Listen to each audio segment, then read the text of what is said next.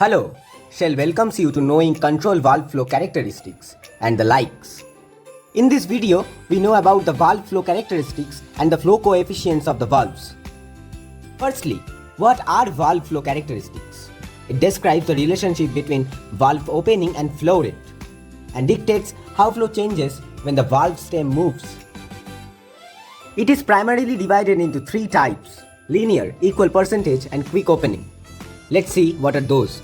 First comes linear characteristic, where flow rate is directly proportional to the valve stem travel. It is mainly useful for valve pressure drop, where it is a large chunk of the total pressure drop. Here are some advantages and limitations listed for linear characteristic flow. Now comes the equal percentage characteristic. With each equal increment of stem movement, an equal percentage change in flow is produced. It is mainly useful for systems where pressure drop across the valve decreases as the flow increases.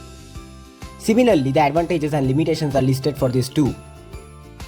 Finally comes the quick opening characteristic. Here, a very large increase in flow is produced for very small initial change in valve travel.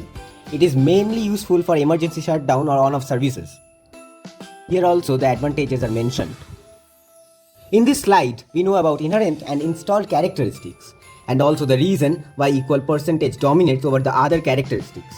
For details, quickly pause and go through it. From here, we come to know about the flow coefficient of valve, the CV.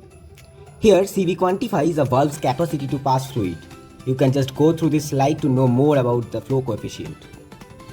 Here, we have listed formulas for CV calculation for particular cases like basic liquid flow, gas flow, steam flow, and many others. You can just go through with it if you really need in-depth knowledge.